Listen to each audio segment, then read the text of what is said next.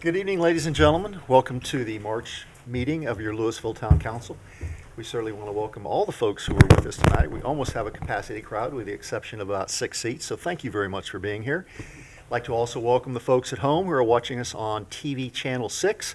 Glad you're here viewing us from the comfort of your couch. Hope you're having good snacks as you watch the proceedings tonight. And also thank you for joining us on Facebook, where we are live streaming even as we speak. So whatever your method of viewing tonight, we're awfully glad you're here to be part of your town government. We'll begin this evening with an invocation by our town attorney, Bo Hauff, and if you will stay standing with Pledge of Allegiance, and I'd like to ask the scouts to come up in just a minute to lead us in the Pledge of Allegiance.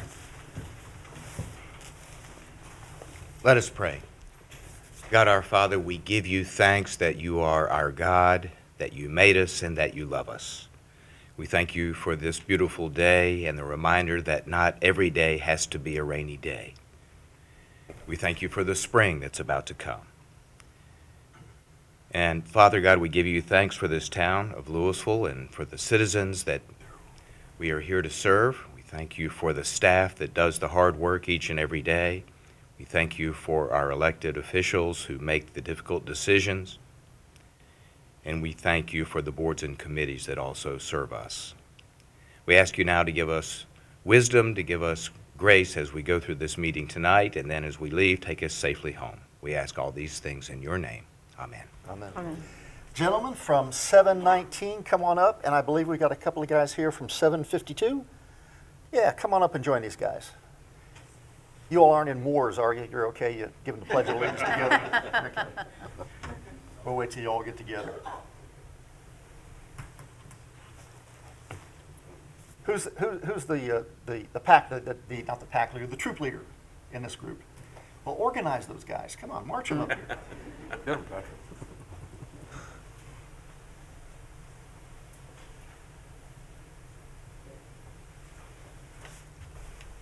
Pledge allegiance to the flag of the United States of America and to the republic for which it stands, one nation, under God, indivisible, with liberty and justice for all.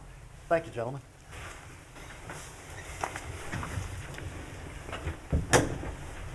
I'm also incredibly pleased on behalf of the residents of Louisville, and I'm sure many others, to welcome Kevin Tiddy home from his latest tour in the Middle East, coming back from Syria. He now is officially retired, so we should hope to have him around town for a while. Kevin, thank you so much. Your service is exemplary. You had several tours of duty. How many? 6 tours of duty.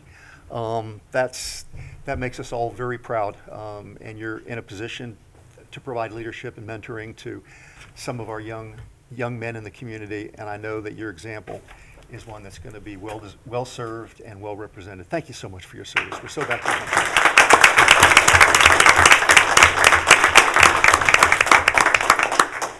At this time, we'll introduce our town council, starting with my right.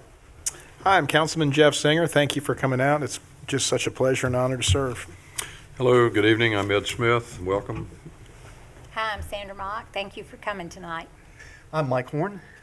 Robert Gray. Good evening, Marcy Gallman. And I'm Fred Franklin. Good to see everybody tonight. Very good. Council members, we do have a number of additions to our agenda this evening, so hopefully I can lead us through them and we won't get too confused. Our first addition to the agenda, which just somehow slipped off when we looked at it earlier, is under number 3. We need to add a presentation from Ms. Teresa Hoffman-Makar. I do okay? Good. Very good. It's like May and Carr. Okay, got it. With Forsyth Future and Age Friendly for Forsyth, we will add under new business, we will add C, a rezoning request. We discussed this briefly that it could potentially be on our agenda at our briefing, but it did indeed show up. It is going to be to set a public hearing for the rezoning of Pegram Farm Road. We have an addition to D2, which will be a setting of a public hearing for LaSera Phase 2, sorry, Lang, and 2 under double I will be the setting a public hearing to change the jurisdiction from Forsyth County to Louisville. We also will add 3 right next in line, which will be a PRD, setting a public hearing for a PRD. Actually, it's going to be an evidentiary hearing, so it's going to be a little different than some of our other hearings, for Lacera. Then we will move down to G. I guess we have, this is the same category. Under G, we will have a resolution, and this is to express our concern about legislative changes to how municipal elections are held.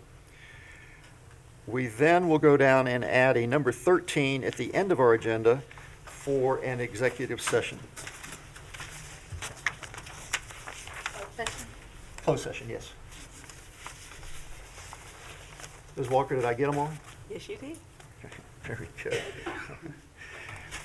With that, council members, unless there are any changes, additions, corrections, I entertain a motion to adopt the agenda. Make a motion to approve. Second. Ms. Mock makes the motion, Mr. Smith makes the second. All those in favor, please say aye. Aye. Any opposed? Thank you, that's unanimous. Also with us tonight, you may have recognized them and know their service to the town, our town manager, Hank Perkins, our town attorney, Bo Houff, back on the camera, our town public works director, George Hauser, our town clerk, Mrs. Joyce Walker, and our town finance director, Ms. Pam Orell. Did I miss anybody? And hidden over here behind the podium is our town planning director, Ms. Stacy Tolbert. Thank you all for being here. Hank, will you lead us through consent agenda, please? Yes, sir. Consent agenda consists of 6 items this evening. First is Resolution 2019008 for the acceptance and approval of monthly financials for January 2019. The approval of council planning minutes from February 2nd, 2019. The approval of council briefing and action minutes from February 7th, 2019. Approval of council meeting minutes from February 14th, 2019. Resolution 2019012, accepting the resignation of Yvonne Hall from the Louisville Beautification Committee. And finally, Resolution 2019014, accepting the resignation of Kevin Rice from the Louisville Public Safety Advisory Committee. Thank you. Ladies and gentlemen, our consent agenda is made up of items that routinely come before the council. We handle them in a group like this for the sake of efficiency. Any council member can ask for any of these items to be pulled off and discussed individually. Otherwise, we take them as a group. Council, what's your pleasure? Motion to approve the consent agenda. Before you do that, can we move the minutes to the April meeting, please? Okay, so we want to move. February 2nd, February 7th, and February 14th. Very good. We will need to pull those off of the consent agenda and move those to our April meeting. Of course, they'll be posted a little before then, won't they? Yes. That's very good. Okay. With that change, Excuse me, Mr. I wanna Zinger, make are you su- okay with I that wanna- change? Yes. I want to make sure I understood which ones again. I apologize. The February 2nd council planning, the February 7th council briefing, and the February 14th Okay. council meeting. Thank you very much. Sure. Mr. Zinger, are you okay with that change? Yep. Or Mr. Smith? Yes, sir. Very good. Been motion by Mr. Zinger, second by Mr. Smith. Any further discussion? All those in favor, please say aye. Aye. Any opposed? Thank you. That's unanimous. No stranger to us. In fact, all too often these days, it seems like we're welcoming Corporal Stringer to introduce a new deputy to Louisville, although we do that this evening with great pleasure because this is a familiar face and we're glad to have him back. PJ, would you like to do the introduction, please? Good evening once again. It seems like I was just here just last month. You were. You were. It's like the NFL, we're trading. We did, in fact, lose Deputy Mabe, who served in Louisville for a number of years. No disrespect for the town, just scheduling conflicts. Deputy Mabe had different desires, so we worked out a trade. We stole this one from Clemens. So, Deputy Travis Southard, he's been with the agency for approximately 3 years, so he is familiar with community policing aspect. He's been here about probably 2 or 3 weeks in the town and adjusting very well. So, he will serve you and the citizens well. Like I said, he's a great asset, and at this time, we'd like to introduce him and come on up. Deputy Sutter, come on up and say hello. Good evening. As Deputy or Corporal Stringer said, my name's Deputy Travis Southern. A little bit about me: I graduated from the University of North Carolina at Charlotte in 2010. Prior to joining this agency, I served for 4 years in the Yadkin County Sheriff's Office under a gentleman, Ricky Oliver, that I'm sure a lot of you are familiar with. I've been with Forsyth County for about 3 years. My tenure's been devoted to strictly field services. My first 2 years on the job, I spent up towards the north of you at Rural Hall area. That was interesting. And for the last year, I've been in Clemens. A unique experience. I took a lot away from there. I was excited to get moved over here with the opportunity to come work with Corporal Stringer again and to work with the community here. Louisville is one of my favorite parts of the county, if not my favorite. I've got family here. I spend a lot of my off time here. Very familiar with the area. One of my favorite aspects about the town is how tight-knit you guys are. I realize that I'm a new face to a lot of the citizens that you guys have. I'm looking forward to serving everybody, and I encourage anyone, as you see me out and about, which you will, come up and talk to me. We can talk about the ball game from last night, what you're upset about. If you have any issues, I'll help you address them. That's what I'm here for. So, again, I appreciate the opportunity, everybody letting me come over, and Corporal Stringer for facilitating the NFL deal, the draft, if you will. So I appreciate my time in Clemens. I did enjoy it, but I wasn't going to pass the opportunity up to come back to Louisville. So I thank everybody. I appreciate it. Travis, you said all the right things. Hey, also a good start. Welcome. I'm sure our residents will give you a big welcome, and we're sure glad to see you. Thank you. If we can ever be of service to you, let us know. We're always available. Thank you. We have a presentation this evening from an organization called Forsyth Futures. Teresa Hoffman-Makar will give that presentation tonight. She's speaking to us on behalf of Forsyth Futures, but Age Friendly Forsyth, an organization that we want to learn a little bit more about. Teresa, yes. Thank you. Thank you guys so much for letting me come in and share some information about Age Friendly Forsyth. We are a community initiative that connects, informs, and engages aging adults and community partners to create a livable community through collaborative action and planning. And we have kind of 6 key focus areas that we're looking at as they relate to aging adults, and aging adults being adults age 60 and older in the county. Those areas are physical and mental health, financial health, housing and safety, accessibility and mobility, support networks, and empowerment and engagement. The Age Friendly Forsyth leadership team is composed of a very diverse group of organizations that are helping to currently fund initiative activities and are really working together to help improve outcomes for aging adults in our county. Kind of early activities of the initiative included a really robust research collaborative phase where we found out some key challenges that aging adults in Forsyth County were facing. And although there is a lot of positive things happening in the county, there are issues such as high numbers of home repair needs, caregiver burden related to caregiving relief, and also lack of awareness and resources within the community. And I have a complete list of key findings composed. However, some challenges that we're seeing faced by at-risk groups, so those being age 75 and older, females, and the African American population are really centered around experiencing increased income shortfalls. We're seeing higher percentages of emergency room usage, and as well as decreased housing stabilities within this group. So part of the work that Age Friendly Forsyth is engaging in is to help improve upon these outcomes. One of our early successes included working with Forsyth County commissioners in having Forsyth County join the AARP World Health Organization's network of age-friendly communities. And with this membership, which we received back in May of last year, Forsyth County was actually the 7th North Carolina community to join this group. With this, our county commissioners have committed to support Forsyth County in becoming a livable, age-friendly community.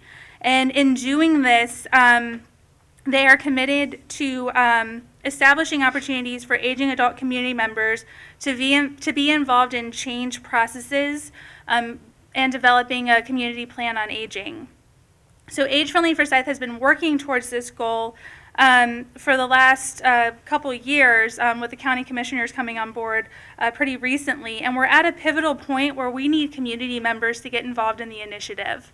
The leadership team is a group of organizations. However, we are not wanting to dictate work and planning that is going to happen in the county without community member involvement. So we have opportunities for community members to plug in through our Community Engagement Council, which is a resident leadership group. It's volunteer-based, and it's place-based, which means that in this Louisville and surrounding area, we're looking for committed resident leader volunteers to come in and really help spread the word of Age Friendly Forsyth and work with other community members within their neighborhoods and surrounding areas to help us identify priorities for where action work, program planning, developing pilot projects, what that should look like and how that should take place. So I'm asking for you all to help spread the message with your constituents. We are coming. We have plans to hold 2 community conversations within the Louisville area to learn more about challenges that your residents are experiencing, your aging residents are experiencing, and ways in which we can improve upon those challenges. So thank you very much for your time. Very good, Teresa. Thank you very much. So what, 2 opportunities. Number one, we will, I guess we can put this, Ms. Walker, how can we, if I understood correctly, you're looking for volunteers to participate on in this group? Correct. Okay, Ms. Walker, can we do something on our Facebook page? I can certainly ask. And we're not Stacy. asking you to do it, understand that. Yes, You because touch you the don't want to computer, pay Facebook I to understand mess what up. happens. I want her to touch that. And if you will make a note that we want to do that. I will ask Stacy And to do Teresa, that. they can reach you at Forsyth Futures? Correct. Very good. And I have a flyer back here with all of our contact information, and I can provide you all with that as well. Excellent, that's great. And the second opportunity, sometime here in the next 18 months or so, we will have a new community center, and that community center will have joint programming with Shepherd Center and potentially some other organizations that focus on senior services. So I hope that you'll plug into that. You know Sam Matthews pretty well, so I hope you'll have a chance to plug in and be part of that. Absolutely. Thank you very much for being here, and thank you for the work you're doing. Since I'm approaching that age. A few years off. But since I'm there. That's right. Very good. Ladies and gentlemen, there will be 2 opportunities for you to speak tonight to your council. One is right now in our public forum, and then one again later on at the end of our meeting, where you have the opportunity to come up and share your thoughts, anything that moves you, anything that you would like us to hear. Come up, state your name and your address, and if you would like to do that right now, come on up. We recognize Mary and Susan, of course, your regulars. And I too will soon be and have some interest in that. Good evening. Susan is passing out some things. I'm Mary Gaines. I live at 7270 Lalanda Drive, and I'm here to talk about the Nissen House. But first, I want to say something on a personal base. Living on Lalanda Drive, that a developer has, in the last month or so, clear-cut 3 acres of trees directly across the street from my house, and it looks like a war zone.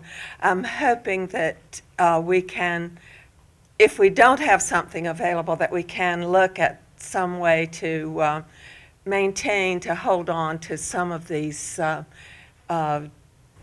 areas where we do have, these are 50 to 80-year-old oak trees, you know, and as I say, right now it looks like a war zone. Enough about that. I'm really here to talk about the Nissen House. I just felt a need to mention that as I was leaving my house tonight. Mary, what was the address of that? I'm sorry? What was the address? I live at 7270 Lalanda, and Lalanda is a short dead-end street, so once you get on the street and just drive down, it's very obvious. There is a subdivision already approved at the top of the street, and I think the developer has bought this land and clear-cut it. On the Nissen House, which is why we're always here, just wanted to bring you up to date.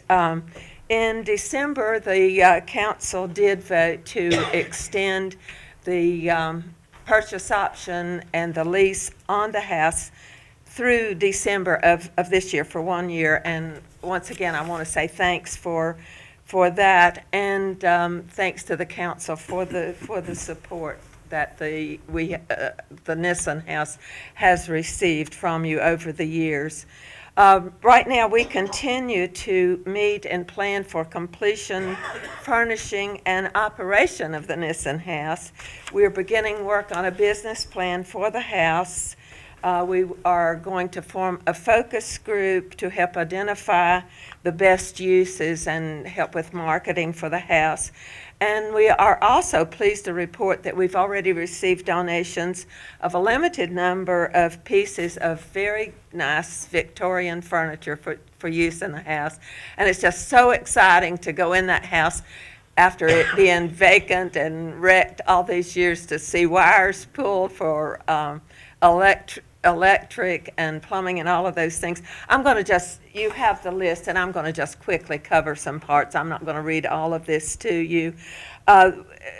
Early or mid last year, we contracted, and the interior items that were not original to the house were all taken out so we could get back to the original structure, because that's what we're trying to do.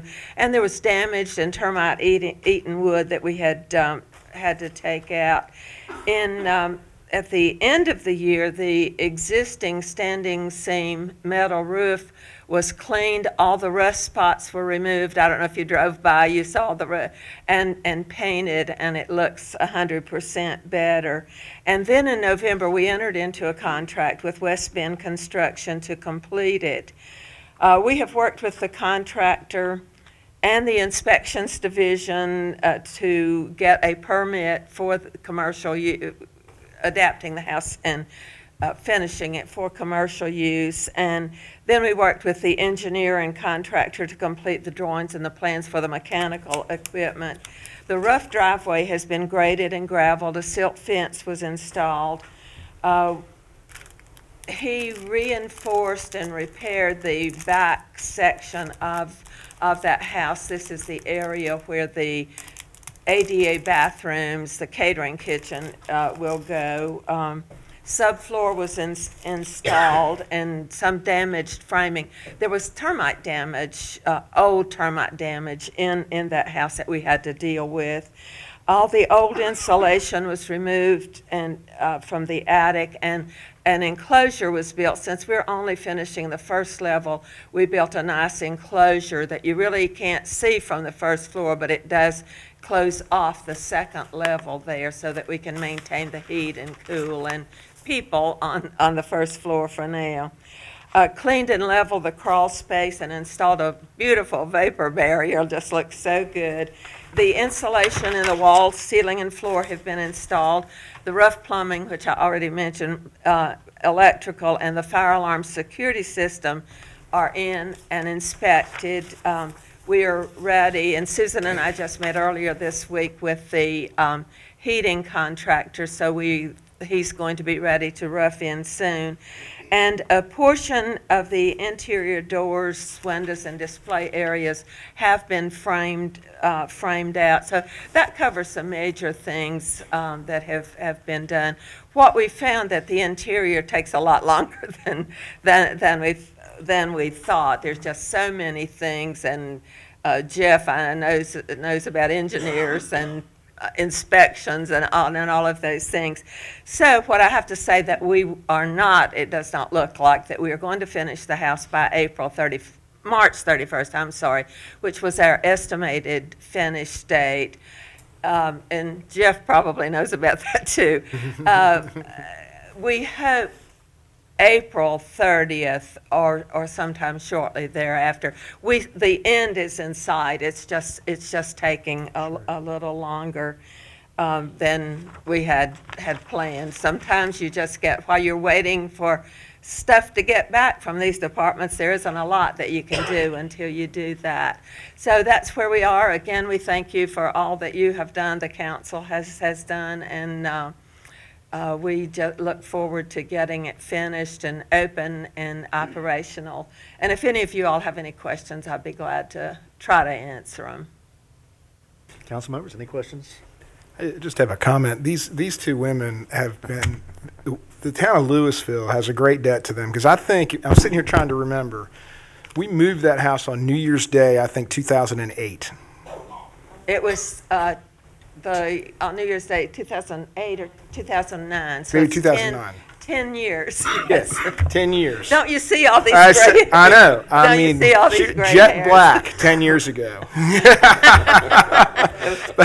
But I just want to say they have never given bad economy. They've never given up. They have just stuck with it, stuck with it, stuck with it. And, you know, if not for them, it just wouldn't have happened. So thank you guys for all your service to the town of Louisville. Well, thank you for your kind comments and for all that you have done. And Mary, just one question. I understand that you and Susan are starting your own renovation company after this, with all the construction terms you've learned and all the processes. Yeah, we could do that. Yeah, We very could do good. that. But we'll need a little while to, well, of course, we've somehow, we thought we would be finished when the house was finished, but now the operation seems to have, we find ourselves working on that. So we would need at least a year to recover before we start up a new business, I think. Well, thank you, and I'm sure the rest of the council agrees with Councilman Zinger's comments, and thank you for all you're doing.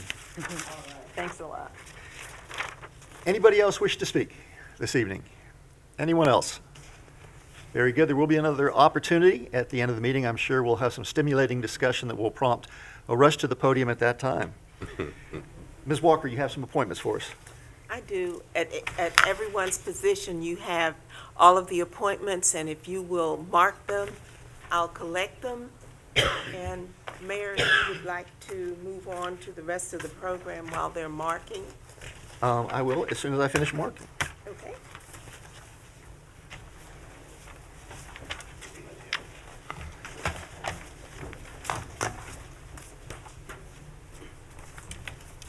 Thank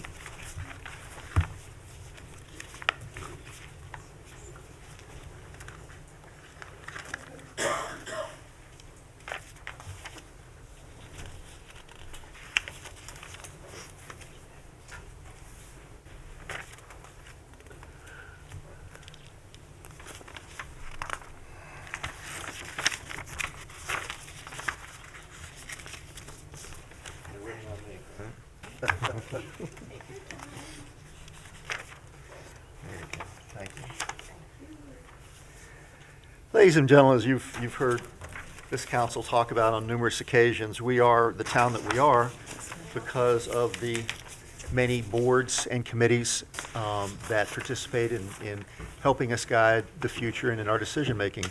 All these boards and committees serve as volunteers, and frankly, I don't know what we would do without them. There are communities that have 3 or 4 times as many staff as we do because they have to rely on those staff members to do everything. We're very fortunate that we have committed residents who are serving on our boards and committees.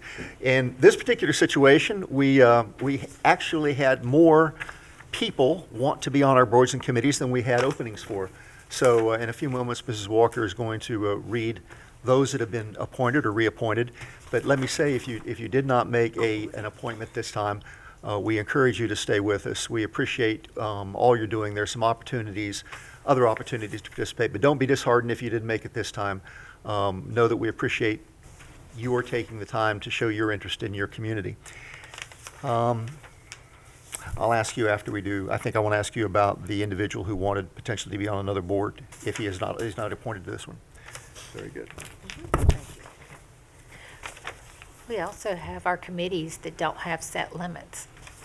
Yes, we do, and they are beautification, they are recycling, they are Public safety. public safety. Very good. And that's it, because utilities, we can only have 7 on utilities. Very good. Mrs. Walker, can you, If you want to move on while we're counting. okay, very good. We have appointment order 201-9003. This is appointing Carolyn Fulton to the Beautification Committee. Council members, will entertain a motion. Motion to approve. Mr. Franklin makes the motion, Mr. Smith makes the second. Any further discussion? All those in favor, please say aye. Aye. All opposed, thank you. That is unanimous. Welcome, Carolyn, to the Beautification Committee. Hank, we don't have any public hearings, evidentiary hearings, site plan amendments, or unfinished business this evening, but we do have new business. Will you give us an update on the discussion we had at briefing regarding the ABC control system information we received? We received information from ABC board members wanting, I guess, us to oppose current ABC legislation being proposed in the General Assembly. I think at that time that material indicated that there were some privatization issues going on with it. The only thing we've been able to find is House Bill 91. It really doesn't have to do with privatization. It has to do with more of a reorganization of the ABC board, consolidation of multiple ABC boards into one within a county, some changes to the amounts of alcohol that could be purchased within ABC stores, and some general changes in authorities regarding the sale of alcohol on Sundays. But it really doesn't affect anything regarding privatization, and at this point they're not proposing anything that affects our revenue sharing for the sales tax. So as I understand it, there's really no need for us to take any action at this point? That is correct, yeah. Very good. So we'll entertain a motion to, I guess we could table it or we could just resolve it. I probably would just hold out and table it and see how it resolves and see if the legislation changes at any point. Very good. Council members, we'll entertain appropriate motion. Motion to table resolution 2019013 until we see how things shake out. A second. Mr. Zinger makes the motion to table. Mr. Smith makes the second. Any further discussion? All those in favor, please say aye. Aye. Any opposed? Thank you. That's unanimous. Stacy, you have some site plan changes for our UDO. Good evening, Council. In our Unified Development Ordinance, Chapter B, Article 7, Section 7-5.5, talks about site plan requirements and staff changes. The UDO reads, the elected body may, by resolution, allow the planning staff to grant staff changes to site plans and conditions after the site plan and conditions have been approved by an elected body. Such resolution shall include authority for staff to make such changes as consistent with law, the intent of the original site plan or conditions, and which were not the subject of controversy during any public hearing and meeting. I'd like to add that in the process of a minor staff change, the applicant would request that minor staff change to be approved by me. I would determine whether or not that would be minor enough for a minor staff change, run that by our town attorney, and also have that approved and signed by our town manager if that were to be the case. So tonight I look to ask for authorization to be reiterated this portion of the ordinance to me, myself, as planning staff. Any questions for Stacy? Entertain a motion. to I'm sorry, approve. Trey, go ahead. I was going to say motion to approve. Okay. We heard this last week. Mr. Franklin makes a motion. Ms. Mock makes the second. Any further discussion? All those in favor, please say aye. Aye. Any opposed? Thank you. That is unanimous. Stacy, you got the next item. You got the next item. This is the setting a public hearing for, just give us the context of that. Okay, sorry. For Resolution 2019-018, this is an annexation request 24. for... 24. Back up. Does she I not must have have that? not have the right... She doesn't have the agenda. I to don't fit have on. that on mine. Oh, okay. Last night, the planning board heard their portion of the rezoning for Pegram Farm Road. What they're requesting, I won't get into it too much, it's just to set the public hearing, but the request for that public hearing last night, again, the planning board met and recommended that, so we moved forward to the town council. Joyce, you have that set for May? No, everything is set for April. Everything is set for April. Okay, I thought we were going to push that one out. Okay, so on April the 11th is when that public hearing would need to be set for that rezoning. The rezoning is L087 is the docket number for that. Very good. Any questions for Stacy? Motion to set the date for the public hearing? So moved. Second. Mr. Smith makes the motion. Mr. Zinger makes the second, setting the public hearing for April 11th. Any further discussion? All those in favor, please say aye. Aye. Any opposed? Thank you, that's unanimous. Mrs. Walker, have we finished counting, or should we continue to move through the agenda? You can go ahead and move through, but Stacy can go ahead and present those, since she's already up there. Okay. So the next annexation request is what I was talking about earlier. Resolution 2019018. This is to set the public hearing for the request of an annexation for 1181 Reynolds Road. There will be 2 public hearings on that. The first one will be for the annexation. If the annexation is approved, then right thereafter there will be a rezoning request to zone the property from county zoning to Louisville jurisdiction zoning. That also, public hearing should be set for April the 11th. Very good. So we'll entertain a motion on the first resolution, 2019018, to set the public hearing on annexation. Make a motion to approve. Second. Ms. Mock makes the motion, Mr. Smith makes the second. Any further discussion? All those in favor, please say aye. Aye. Any opposed? Thank you, that's unanimous. Now entertain a motion to set the public hearing for the changing of the jurisdiction. Make a motion to approve. Second. Ms. Mock makes the motion, Mr. Smith makes the second. Any further discussion? All those in favor, please say aye. Aye. Any opposed? Thank you, that's unanimous. You want to stay in the hot seat? Okay. So the next item on the agenda, Resolution 2019021. This is also another request to set a public hearing date. This would be 3 public hearings. The first one would be, for this resolution, would be for an annexation for Phase 2, Section 5 of LaSara. That's located off of LaSara Camp Court. For some lots there, the developer is requesting to be annexed into the town for that. So that public hearing would need to be set for April 11th as well. Do you want me to go ahead and do all 3? Let's go do all 3 Okay. and we'll come back. Resolution 2019022, that would be setting the public hearing for the rezoning to accept the property, which is now zoned for county jurisdiction, into accepting a rezoning for Louisville jurisdiction zoning. So that would also be April 11th. And then the third one on that same property, the developer is requesting to do a PRD, which is a planned residential development for 6 lots to add to the lake at LaSara. That public hearing would also be that night. That would be an evidentiary public hearing, and that would need to be set for April 11th as well. Very good. Council members, any question for Stacy? No, but let me just remind everyone that the Stanley Mock that is in here is a relative, but not an immediate family relative. Thank you.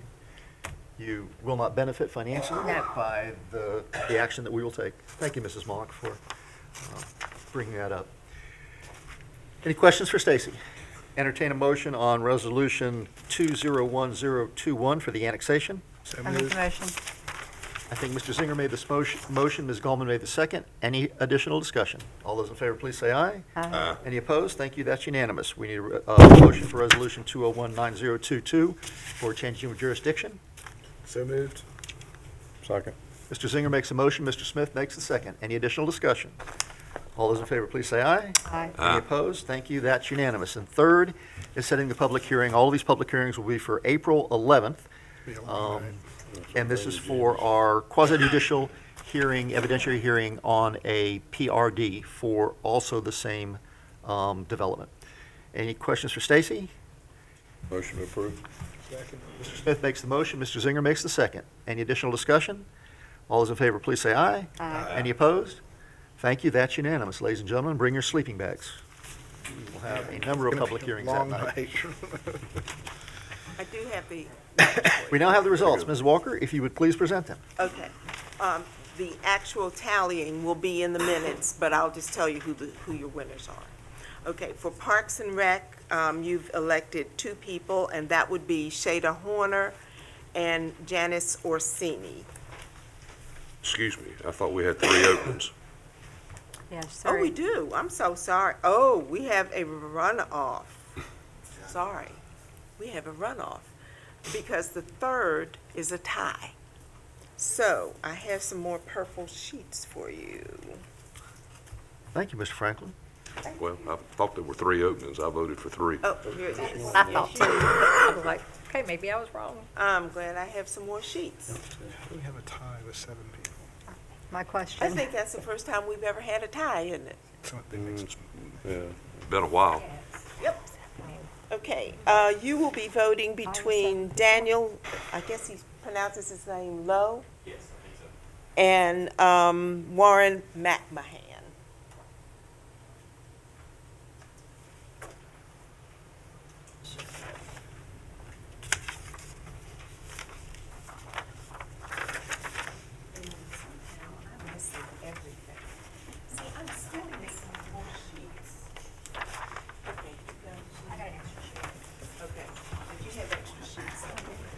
And this is vote for one.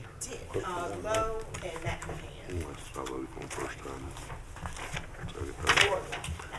I'm ready to. Exactly the same. It'll be different. So, Try to make intelligent decisions.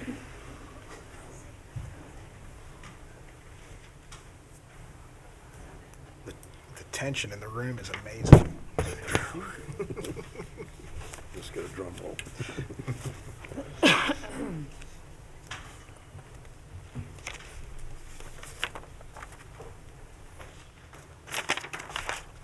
Pam, if we want to move on to the next item, which I believe is yours. Okay. We have Resolution 2019009, authorizing the contract for fiscal year 2018-2019 auditing services to Gibson and Company in the amount of $19,550. In the event a single audit is required, it will be an additional $4,000 added to that amount for the contract amount. Very good. Any questions for Pam? All those, need a motion, please? Motion to approve. Second. Mr. Franklin makes a motion, Mr. Zinger makes a second. Any additional discussion? All those in favor, please say aye. Aye. Any opposed? Thank you. That is unanimous. George, I think you want to ask us for a little money. Do you want to do it from back there? Basically, in the way of an update, we have a budget in the Powell bill that we have money set aside for mowing and flare mowing and for right of way. So what has happened, we've run out of money because we've had a lot of damage that was done during the torrential rain, the snow, ice. We had a lot of trees that went down in the right of way.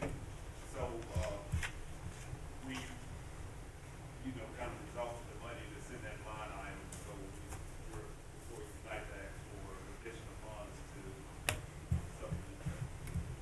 Very good. Since Mr. Hauser doesn't have a microphone back there, I'll just let me recap. This particular winter has been pretty challenging for us in removing debris from the roadways and debris from your neighborhood roads, as many of you know. So we are running a little behind in funding for that activity, and Mr. Hauser is asking for an additional $17,000 be added to the Powell bill funds so that we can pay for that work and make sure that you continue to stay safe on the roads of Louisville. Any questions for George? Motion to approve. Second. Mr. Smith makes the motion, Mr. Zinger makes a second. Any additional discussion? All those in favor, please say aye. Aye. Any opposed? Thank you, that's unanimous. Are you ready? We're ready. Okay, Mr. Lowe is the person that has more votes for this one. Hank, I think the other person was McMahon.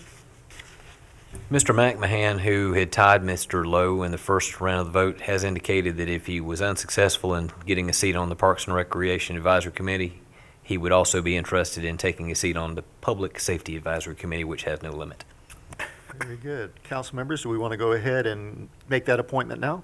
Sure. So I'd like to go ahead and make a motion to appoint him to the Public Safety Committee, Mr. McMahon.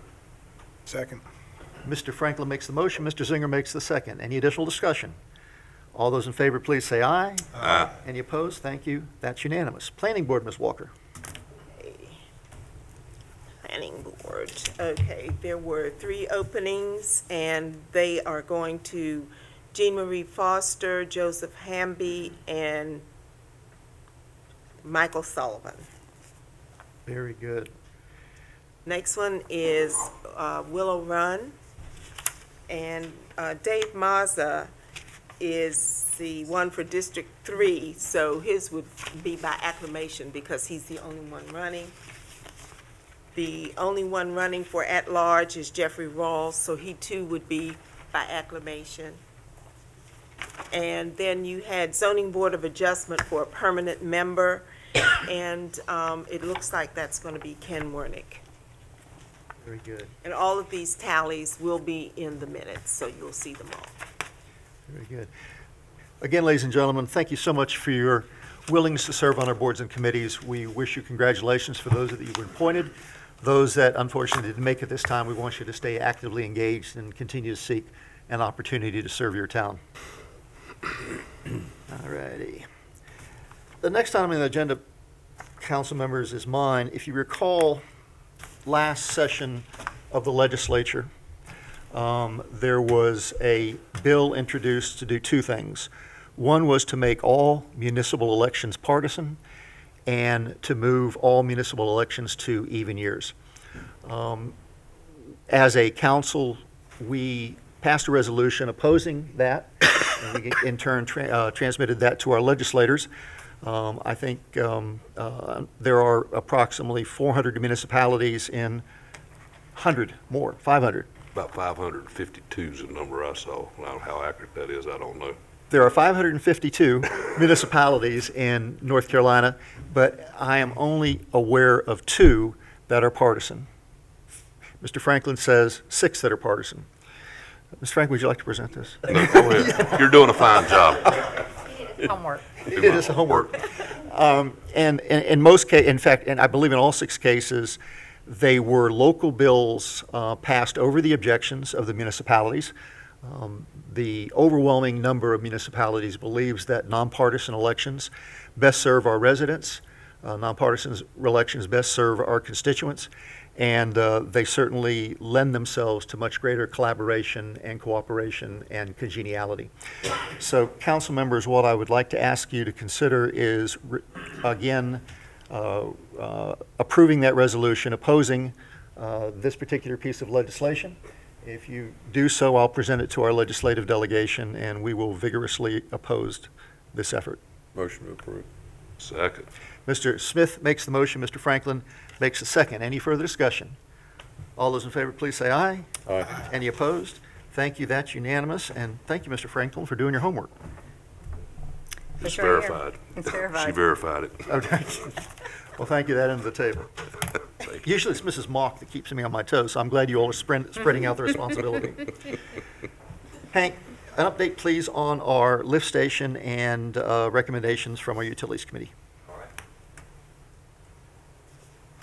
Ms. Joyce here.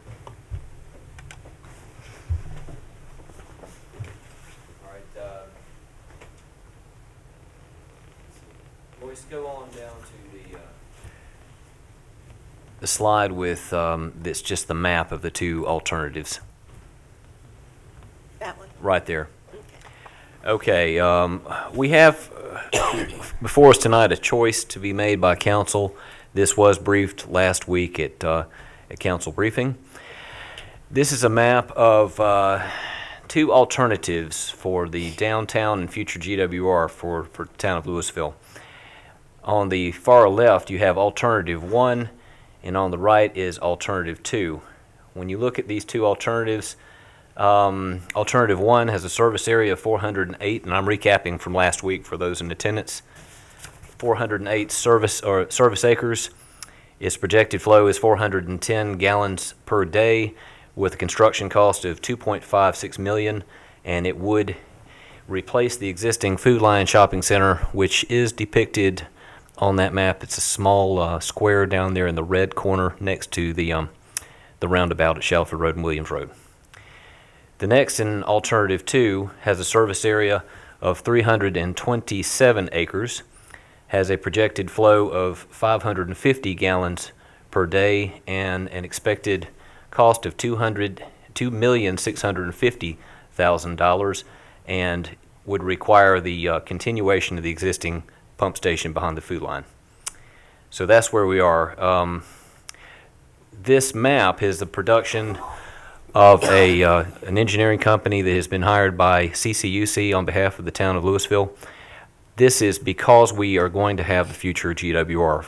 We need a water and sewer system for that, and once we have the water and sewer system, you have to have a place for that sewer to go. So each of these alternatives is an alternative for how to handle sewer for the GWR. The question before council is which alternative to direct this project to go in. Now, to recap from last week, for alternative 1, this is the preferred alternative for the City County Utilities Commission. They are feeling this way because it eliminates the current lift station rehab behind the Food Lion Shopping Center. That rehabilitation expansion is expected to cost $250,000. Staff is also recommending alternative number 1, one for the same reason. The other, and the others, it covers more acreage. It costs $90,000 less. And we believe that it could potentially lead to the expansion of water and sewer customers a little bit more quickly than alternative 2, thereby increasing the growth of our utilities reserves. And then last, if we do alternative 1, CCUC has indicated that they are willing to participate in funding alternative 1. They are not interested in participating in the funding of alternative 2 because they would have to maintain and expand the current lift station behind the Food Lion. Now, the Utilities Committee, hearing this at their meeting this month, did vote and recommend alternative 2. They recommended this, noting the presence of more residential units within the service area. They believe that the alternative 2 would potentially make sewer more available to these people, and that's why they wanted to go in the broadest terms. We do have the chairman of the Utilities Committee here this evening. I believe we have the chairman. I think, Daniel, you're a member of that committee as well? Do we have any of the Utilities Committee members here? Very good. Did the manager give an accurate presentation of the committee? Okay. Anything either one of you two want to add to Hank's? Okay. Council members, we're being asked to give the manager a nod for option 1 or option 2. Any questions? Hey, Hank, how do these fit in with Mike Aquesta's plan that we paid for? These are more interim proposals, Councilman Zinger. Aquesta's plan was more long-term. They didn't account for short-term plans that may exist maybe 20 to 30 years, and those are each one of these solutions right now. So you think that alternative 1 would be eliminated in 20 to 30 years? That's correct. Alternative 1, if it is put in place, eventually with the expansion of the sewer system in south of 421, the plan would be to abandon the future alternative or the lift station, have that flow continue on down to Blanket Bottom, but that could be 30 to 40 years from now. That's the same type of scenario with alternative 2, that 30 to 40 years from now, that lift station would be obsolete because as the Mill Creek Basin gets built out, if and when it ever gets built out, you'll have a major pump station down at Conrad Road area. Councilman Franklin is correct. Both of these are interim solutions. Okay. Yeah. But CCUC has said they will not participate in 2 financially, but that's correct, because the existing lift station has to stay in effect because alternative 2 doesn't serve the entire GWR. Right. So the existing lift station has to be kept in place. They will end up having to spend upwards of $250,000 of their money to rehab that, and then they have the continuing operations and maintenance of 2 lift stations as opposed to 1. And so the that lift station that currently exists for Food Lion will be abandoned or taken out or whatever with alternate 1. If alternative 1 will lead to the abandonment and elimination of the current plant. I attended the special meeting of the Utilities Committee, don't remember the date, but when Freeze and Nichols, along with the utilities folks, came and made the presentation and have read the report and so forth. I really believe it is in our best interest to go with alternative 1 at this point in time. And I don't know if we're at the point to make a motion to go with alternative 1, but I'd make that motion. Second. I have a question. So if we do alternative 1, what happens for the people that would need something in this area 2?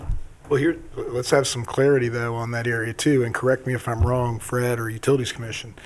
Putting that lift station in area 2 doesn't actually do anything to get sewer to the people in area 2. There still has to be all the collection infrastructure put in. Everybody would have to be assessed. They're half-acre lots, so it'd be 100 feet of road frontage, so every person in there would be assessed $4,500. Plus, we would have to put in more money to pay for our share of the non-assessable expenses, which would be the CCUC pays 38%, we pay the rest. And so it's a little misleading to say if we put that in there, that means that they get sewer. There's still several $1 million beyond the Run the lines, is that what you're saying? Yeah. All this does is put a place where it could get to if you could collect it and get it there. It doesn't collect it. And I think one thing, Jeff, that is important to point out here is that the people who live in that area that could potentially be served by Alternative 2, to get the lines in the ground from their individual properties to this particular lift station, it would take 51% of all the property owners on a particular street or in a particular area to sign a petition. And when they sign that petition, they have to cut a check for $1,400 at that point in time. Right, I understand that, but laws can be changed. I mean, that's give or take. But my question would be, if Area 2, which would be the Shallowford Lakes area, correct? No. What area are we talking about? Right behind the square. Right behind the square. But would this option 1, I mean, this Area 2 down the road, I mean, I'm just making sure that they could be served, give or take, looking at lines and all of that. Because we're looking at 2 areas here, Area 1 and Area 2. Well, would option 1 also help Area 2 at some point? No, that's why there would be, they're 2 different basins. Yeah. They're 2 different bowls. Different outfalls. Okay, all right. You know, they're essentially 2 bowls. Yeah. And so only one of them, each lift station will only serve that Only bowl. serve that particular area, okay. I have a question. I guess I'm confused as to, the map shows Area 1 being in the black and Area 2 being in the dark blue. So what happens along current Shallowford Road that is going to that lift station? Or, you know, from the last red block all the way back down towards the end of Shallowford on the south side, where is that going in this process? I'm sorry, ma'am, I don't know where you're pointing to or you're talking about. Would there be a black line here? Where does all of this go in the new process if it's going this way? The current red, Sandra, is being serviced by the current lift station, if you will. Then the light blue area and the dark blue area there to the left are all Area 1, or Alternative 1, I should say. I think I can probably, if I understand Councilman's question too. Where is this area serviced at today? All right, that is being serviced and it's going down to the Food Line Pump Station as it exists today. Mm-hmm. Okay, so you really, if you study it and you get up there and squint really hard there, you can see a green line going from the Food Line Pump Station and running parallel to the blue dotted line down to the pump station next to 421. You see that? That is just another gravity line run a little further past the existing pump station to the new pump station. So all of the current flow that's coming down Shallowford Road to the existing pump station will continue past it and down through the draw to the new pump station. And then all the stuff that are around the school and this building and all is being currently serviced by the green, light green lines that continue to the right and down toward the bottom. That is already existing. That is pretty much the black line extended. Yeah, anything going to the existing pump station is going to continue down those drain lines and continue past that existing pump station to the new pump station once the new pump station's put in.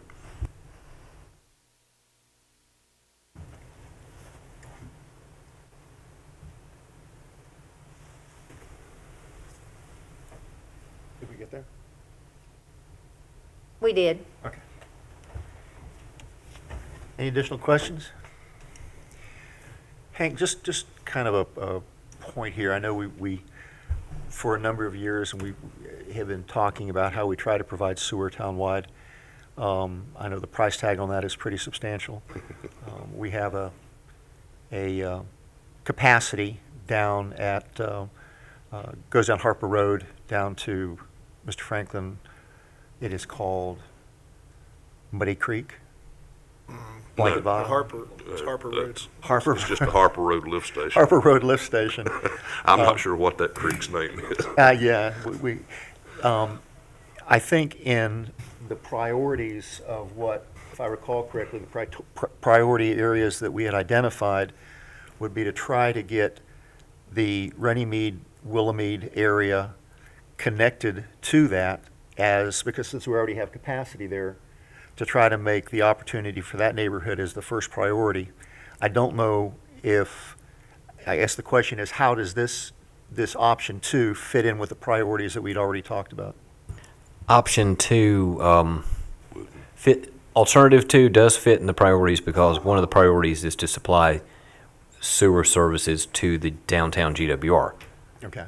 This is just 2 different ways to do that. So the GWR in the downtown is the priority, and this is just 2 alternatives on how to do it. Good. I would mention, Mike, that what you were just talking about, the capacity that we bought in the Harper Road lift station and all, there has been some, one of the members of the Utilities Committee has already been trying to approach residents in those areas, Willamede, Runnymede, and so forth, about the potential for signing petitions to, start the work, if you will, and has run into a great deal of resistance at this point in time from residents in those areas once they learn the details of it and so forth. And we'll probably get to a point at some point in time in the future where attitudes may change as far as the actual necessity for incurring a great deal of expense to be able to go on to public sewer versus their current septic systems that they have at their properties and so forth. Is it a safe, nothing safe anymore, is a possible assumption that if any neighborhood in Louisville decided that they had a 50 plus 1% participation rate in running the infrastructure, paying the frontages, that the efforts of CCUC in the town would certainly be to try to make sure that they had access to capacity. I think that's an accurate statement, yeah. Yeah, that's correct. If there was I don't want to confuse anybody with this, but we talked about the 38% that CCUC covers. Using alternative 2 is an example. If everybody in the alternative 2 got together and they signed a petition and wanted to get the sewer for their community. And wrote their checks. And it was successful. CCUC would collect that assessment that's been referred to by Fred and Councilman Zinger. Then of that big pot of money, 38% of that big assessment that they collect, CCUC would use to pay for essentially alternative 2. And then whatever was not paid for out of the 38%, the town could assist. But then that goes from sort of the showing of the residential communities that they have enough desire to get 51% to be successful in the petition. They pay their fees, and then 38% of those fees goes from CCUC to help to pay for this. So it's not impossible to get this done. Even if we chose option 1 this evening, with the appropriate motivations by the folks that would live and served by the lift station in option 2, it doesn't preclude that from happening. That is correct. But if I could, just for kind of help folks understand what we're facing here. Our estimate when Mike Cuesta, we hired an engineer to do a sewer plan for us. He did a magnificent job, created the greatest spreadsheet I have ever seen. It's amazing. But in doing that, the price tag at that time, which that was about 6 years ago, I guess, that he did that now, $200 million. We have a $4 million budget. So for everybody who's watching, think about trying to build a house that is 50 times your annual income. It's a daunting task. And so what we're trying to do with Louisville is everybody's saying, well, you should just run sewer, you should just run sewer. Well, you should just build a house 50 times your annual income. It doesn't work. And so what we've done is we've come up with, and Mike Aquesta was very helpful, is how do we eat this elephant? We eat it one bite at a time. And so what we're trying to do is we cannot afford to waste one dime. And so we're trying to slowly, as we can afford to, start to have the pieces drop in. As development comes, that will help too, but that's not the silver bullet. At some point, we have to put in. The other thing we have to do, so we've developed a revenue stream that's helped us so that we've got a capital reserve fund to start putting money in there. It puts in about $600,000 a year towards the $200 million, okay? And so by doing that, that helps, but we've got to be, we can't go after stuff to the point where we're completely broke and we have no money in reserves. We've got some private package plants here in town. We've got one in particular that we know needs some work, and it's going to need some work at some point. Well, if we spend all of our money and say, well, we're going to drop a lift station here or drop a lift station here, even though nobody can hook up to it or doesn't want to hook up to it, and we exhaust our resources, and then that happens, and we have to go out and fix sewer. That happened over here at Sequoia years ago. Where do we get the money? You know, and how do we tell those folks, well, we can't help you because we spent the money over here. So it's a huge balancing act. And so we're working really diligently. The Utilities Commission is working very diligently. We hired that Mike Aquesta to do that report. The town council's talked about a ton. And so we're trying to be as strategic as possible to do that, but understand the magnitude of what we're facing to be able to do it. And, you know, I think when I talk to folks and people talk to me about it, when I explain to them, build a house 50 times your annual income, it's like, oh, I get it now. I mean, it's a lot of money. And so we can get there. It's not going to happen overnight. It'll happen at a slow and steady pace, but that's what will win the race. And we just can't afford. You know, how much, if we make a mistake and we build something that we don't need for $2.5 million and it doesn't work, how much could we drive that cost to $200 million up by making mistakes like that? So anyway, I hope that brings a little bit of clarity to the monumental task we have before us, and so that's enough. And I understand that completely, but you have people in subdivisions like Runnymede. Now, we have several friends, personally, my husband and I, that their septics are coming up on expiration, and you can't just tell them, hey, put in a new septic system right now. So you have issues like that, and that's a great example of a subdivision that, you know, many of those homes, I mean, what do? But then you have another new subdivision going in over at Dole Road, and it's all slated for new septics, so, you know, and you want to say to a builder over there, hey, if we've got the capability to put in, you know, sewer, why aren't we just running that right now to help these brand new homes? You know, so you look at, you know, instances like that, and as a council person here, I want to say, we are a growing town. We need to help lay the future here. Well, I think we are, but here's the thing. Here's the other side of it, though. To go ahead and run that line up from a Harper Road lift station and service all that could cost $50 million. I know it could, but on the flip side, do you tell somebody to put in a whole new septic? You know, in a development like Runnymede? I mean, there's kind of two sides. You know, I understand I'm looking for the pot of gold. I am too, but you know, there's just two sides of the argument. So I feel for the people in places like Runnymede that they have septic after septic issue. You know, I'm not feeling for anybody. Yeah, I know. It's about dollars and cents. It's kind of a double-edged sword. It's like, what do we do? If I could just add one thing to it, getting that line up from Harper Road isn't a priority for the town. Right. Yeah, it's, I know. It is that, but we do have some things that are sort of time constrained for us. We have the sewer line that needs to be done for Tomahawk for the school that's being constructed. Then we have the GWR, which has a construction start time of 2022 or before. So we do know that we have a clock running on this project. Right. The Harper Road lift station line to the south side of town, while it is a priority, is not time-stamped with a priority need like the downtown is at this point. Absolutely. Yeah. So, I mean, but it is a priority for the town for us to access that capacity that we have in Harper Road. We just need to look at the infrastructure. Yes, ma'am. You know, so. Can I ask one more question? And that is in regards to line 2. I think I have a few more questions in regards to line 2. Line 2 is going to run through several current neighborhoods that do not have homeowners associations. They were developed years and years and years ago. We have the potential to recoup that money quicker if those homeowners choose to hook on.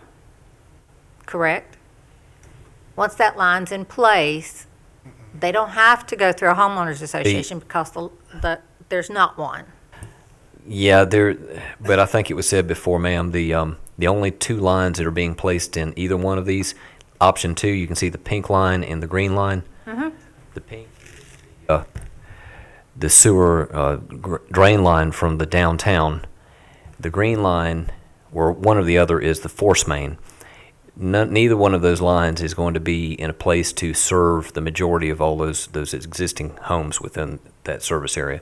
Those lines have to be designed and built for the future. Okay. So they're just going in and people along those lines cannot hook onto them?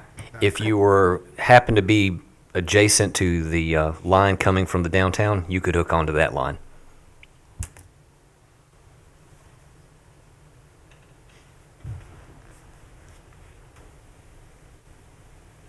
Yeah, the green line is a gravity main, and I think if you backed up to that one, you could probably tap onto that one, but you could not tap onto the pink one. And the same as the green line that's going to 1? Yes, both of those. There's only a drain line and a force main. Mm-hmm. But there's currently nothing in 1, but there are at least homeowners over in 2. There are homeowners in 1 as well. There's probably just maybe a quarter of those. One thing that I think we're missing here is that when that line coming from the alternative 1 pump station crests the hill at Shallowford Road where the new roundabout will be for the Great Wagon Road, it is gravity fed from that point on down, or is intended to be gravity fed. It's not a force main at that point. Yeah, that green line coming from the intersection, I guess, with the roundabout is a gravity line, and then the dotted line is a force main coming back the opposite direction. Part of the study that was done is that can they get the elevation low enough at that crest where that new traffic circle is going to go in at the end of Great Wagon Road, and that has been determined that they can. So the properties along the Great Wagon Road can feed into a gravity flow line that runs the course of the Great Wagon Road down to such point it will pick up with Reynolds Creek, if I'm correct on that. That's right. It is designed, and we had already done a feasibility study to buck grade on Shallowford Road at the ABC store, I guess near that roundabout, yes.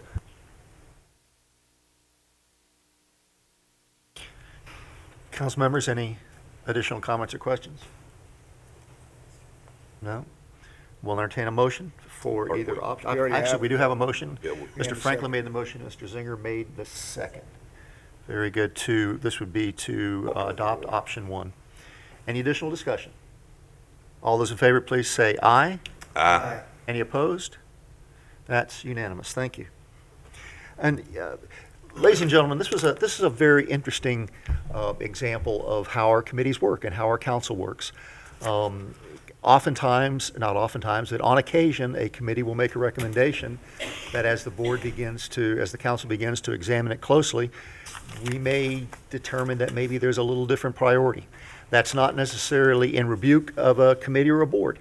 It's simply that we are trying to make the decisions that we think best serve the residents, our finances, our long-term planning.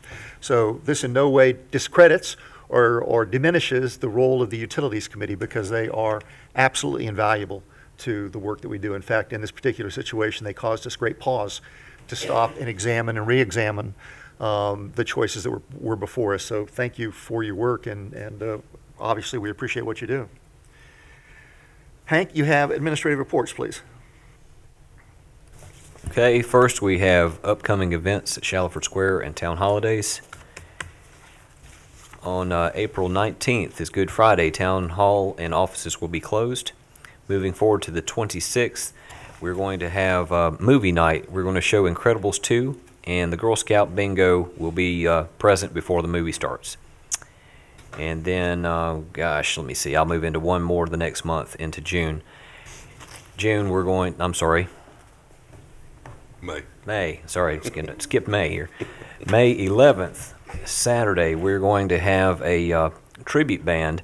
This is Trial by Fire. They are a tribute band for Journey, and that's going to be a good concert as well.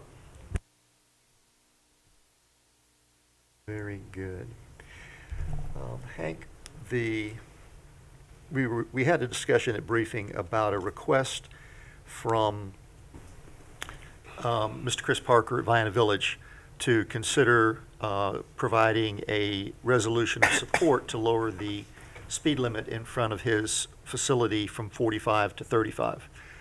Would you like to kind of bring us up to date on that, recap that discussion for us? Yes, I will. Last week at briefing, we did discuss that and the pros and the cons, and I guess the merits or problems with lowering that speed limit. Council at that time asked that we make further announcement this evening and then get the word out for trying to get, I guess, public opinion to come back in April's meeting, and then we will carry forward with the decision on what to do with that resolution at that point. Very good. So if you're in the audience watching at home on our various methods, including LouisvilleNC.net, you know, so as I go through the meeting, I plug our various mediums so that everybody knows that we're out there. We will be having some deliberations on this at our April meeting.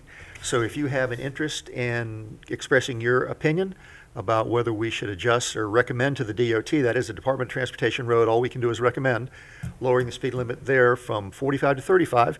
We welcome your participation at that meeting. In fact, we encourage you to be here to share your thoughts with us.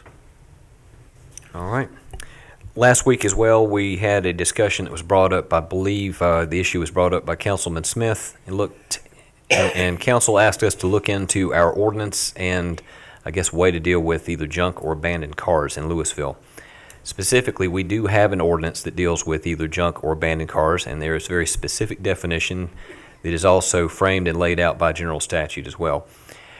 What a question is for us is that ultimately the disposition of these vehicles, if they weren't ribbonied by private or by property owners, would end up with those cars being towed. I have had contact with Lieutenant Godfrey of the Forsyth County Sheriff's Office. He believes that they do have a rotation for the Sheriff's Office with a number of tow truck operators. He is confirming that they would be able to help us out with their towing operations and being able to assist us with that should we find cars in violation of town code. I believe there's some, they don't have to have plates, they have to have not been stationary, they have been stationary for a period of time. There's some specific things that we make a determination. Am I asking to I'm recalling a little bit. I might get the specifics, miss a few of the specifics. An abandoned car may be a car that's left on town property or in a right-of-way, maybe in operation, maybe in a lift station. Not a lift station. I got lift station on the brain right now. In a parking lot. If it were in a lift station, that'd be a problem. It would be a problem as well. That would be a problem. And if a car, if it is left on town property or in the rights of way for certain limits of time, can be towed as an abandoned vehicle. A junk vehicle has to do with its being able to move. Bo's got the definition of it. Junk vehicle is defined and authorized by General Statute 160A 303.2. The term junk vehicle means a vehicle that does not display a current license plate lawfully upon that vehicle and is partially dismantled or wrecked, cannot be self-propelled or moved in a manner in which it originally was intended to move, or 3, is more than 5 years old and appears to be worth less than $100. Nuisance vehicle is a vehicle on public or private property that is determined or declared to be a health hazard, a public nuisance, and unlawful vehicle, and including a vehicle to be found, and this is like breeding grounds for rodents, mosquitoes, pools of water, things like that. And then there was one for an abandoned vehicle is authorized and defined in General Statute 168-303. It is defined as a vehicle that is left upon a public street or highway in violation of the law or ordinance prohibiting parking, is left on a public street or highway for longer than 7 days, is left on property owned or operated by the town for longer than 24 hours, or lastly, is left on private property without the consent of the owner, occupant, or leasee thereof for longer than 2 hours. So that's the definition of them. So we have an ordinance, I guess, cancel Chapter 17 of our town code. That's correct. Look that up. So we have an ordinance, and we will refresh our ability to do some enforcement. Yep. I learned something interesting from Stacy today, that if you have 2 vehicles that do not have current license tags on it, and one of those vehicles happens to be on a trailer that has a current license, then it doesn't count. I thought that was an interesting fact. Good, so I'm safe. As long as it's on a trailer. As long as it's on a trailer. I'll get it on the trailer. Very good. Hank, update on the town survey, please. All right, update is that after our last meeting, and we did brief this last week as well, we have finally finished the last revisions and updates for the survey. I expect it will be in process to go out next week. Very good, and that will go out to every property owner? Yes, sir, every home in Louisville. That's 5,600, Ms. Walker? 54. 5,400. Very good. You guys are getting ready to leave. I can tell you're getting your notices signed. Okay. We're watching you.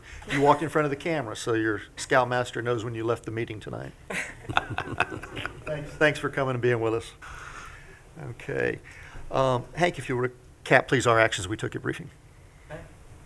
At the briefing, we considered and passed Ordinance 2019010, amending Budget Ordinance 2018001 in an amount of $1,483 to purchase a new desktop computer for Public Works Director George Hauser.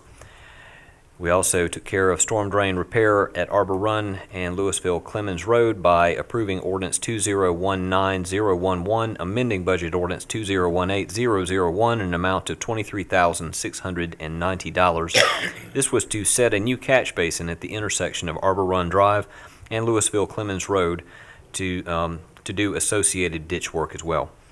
And then lastly, we did approve Resolution 2019061, awarding a contract to Russell Construction Company of Advance, North Carolina, for the amount not to exceed $23,690 to repair the catch basin at the intersection of Arbor Run Drive and Louisville Clemens Road. For those in attendance this evening, that was sort of a project that popped up after we finished the repair work on Arbor Run Drive that we've been engaged in for some time. And that's it. Two more. Oh, yeah, 2 more. We had a correction. We corrected on page 3339 of the January council minutes. Council Conrad Farm Development was referenced as Ordinance 2017003, and it should have been referenced as Ordinance 2017033. The correction will be noted in the minutes books. And then lastly, the council agreed to renew its agreement with the Home Consortium of Forsyth County for the years 2020 through 2022. Very good. Any questions for the manager?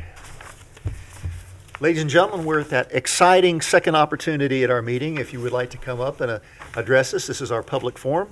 If you have learned something that you'd like to share, or you've been inspired to come up and share something, this is the time to do it with the council. Anybody wish to come forward? Anybody wish to come forward at all? Very good.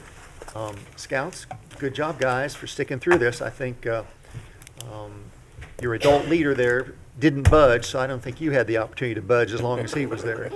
So thanks for sticking it out. I hope this was a learning experience for you. Sometimes it sounds very mundane when we talk about things like sewer and all of those types of things, but they're of vital importance to our community, and we try to take them very seriously. We hope it was a learning and educational experience for you. Ladies and gentlemen, we're going to be going into a closed session.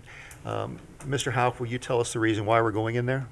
Yes, this would be a closed session pursuant to General Statute 143-318-11A5 to establish or to instruct the public body staff or negotiating agents concerning the position to be taken by or on behalf of the public body in negotiating the price and other material terms of a contract or proposed contract for the acquisition of real property by purchase, option, exchange, or lease. Very good. We will go into closed session. We don't expect you all to hang out while we go off to this room to the side. We do not anticipate taking any actions when we come out of closed session. So with that, ladies and gentlemen, thank you for being here tonight. Thank you for watching at home. Thank you for all your attendance. It's important that we see the faces out there because it makes us feel like we're needed and wanted. So thank you for being here tonight. Council, I entertain a motion to go into closed session. So moved. Second. Mr. Smith makes the motion. Mr. Zinger makes the second. Any additional discussion? All those in favor, please say aye. Aye. Any opposed? Thank you. We'll adjourn into a closed session and we'll emerge here in just a bit. Were you just here?